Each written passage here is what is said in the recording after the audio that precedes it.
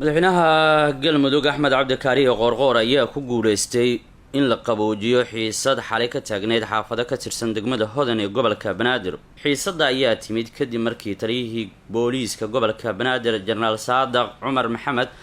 ciidamo uu wato ay isku ballaariyeen xaafadaha shiir kole iyo albaraka ee degmada hodan ee gobolka banaadir kadibna dowladda soomaaliya ay bilowday dhaqdhaqaaq ciidan oo isballaarinta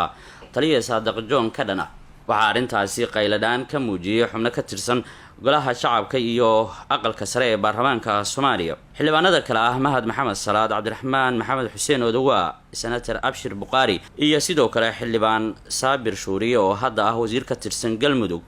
xildhibaan axmed macalin fiqi oo hadda ah isna wasiir ka tirsan galmudug iyo xildhibaan maxamed abtidoon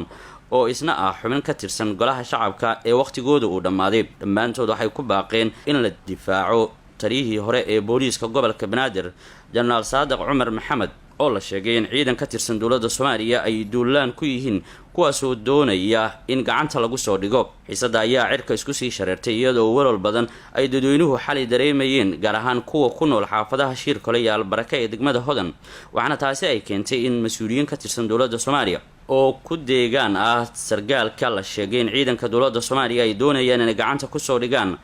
waxaana mas-uuliyiinta ka mid ah ra-iisul wasaare maxamed xuseen rooble wasiir ku-xigeenka wasaaradda warfaafinta ee soomaaliya iyo sidoo kale madaxweynaha galmudug waxaana kulamo xiriir ah iyo taleefano ay dhinacyada u kala dirayeen ay keentay in la baajiyo isku dhac sababi karay khasaare soo gaara labada dhinac iyo dad shacab ah madaxweyne axmed cabdikaariyo qoorqoor ayaa la sheegay inuu ku qanciyey in saadaq cumar xasan jenaraal ka tirsan ciidanka booliiska soomaaliya in uu dib uga laabto halka la sheegay in ciidanka uu la yimid ee isballaarinta uu ka sameeyey taas oo la sheegay inay suuro gashay gudoomiye ku-xigeenka amniga gobolka banaadir cali cabdi wardheere ayaa sheegay in xaaladda nabadgelyo ee magaalada muqdisho ay tahay hadda mid degan isaga oo tilmaamay in dadaalla ay sameeyeen mas-uuliyiin ka tirsan dowladda soomaaliya lagu baajiyey dhibaato kasta oo la filan karay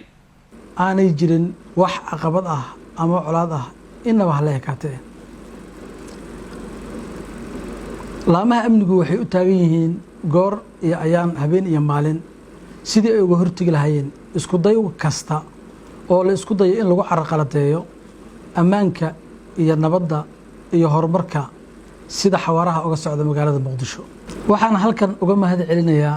madaxweynaha dowlad goboleedka galmudug mudane axmed cabdikaariyo qoorqoor oo uu caqli celiyey dhallinyaradii la doonayay in looga faa'iidaysto in dhiigooda laga dhex abuuro fursad siyaasadeed haatanna taliyihii booliiska gobolka banaadir saadaq cumar maxamed saadaq john ayaa isniintii toddobaadkan muuqaal lasoo dhigay baraha bulshada waxa uu ku sheegay inuu ku joojiyey kulankii golaha shacabka ee la doonayay in muddo kordhinta loo sameeyo hay-adaha dowladda inkastoo saacado kadib kulankaasi uu qabsoomay hase ahaatee waxaa xigay xilka qaadis la sheegay in taliyaha booliiska uu ku sameeyey saadaq john waxaana xigay in madaxweynaha waqtiga uu ka dhammaaday maxamed cabdulaahi farmaajo uu sheegay in darajo xayuubin uu ku sameeyey saadaq cumar xasan hase ahaatee ay weli dul hoganayso calaama su-aal la xiriirta sharciyadda ay xambaarsan tahay go-aanka farmaajo uu ku sheegay in darajooyinka uga xayuubiyey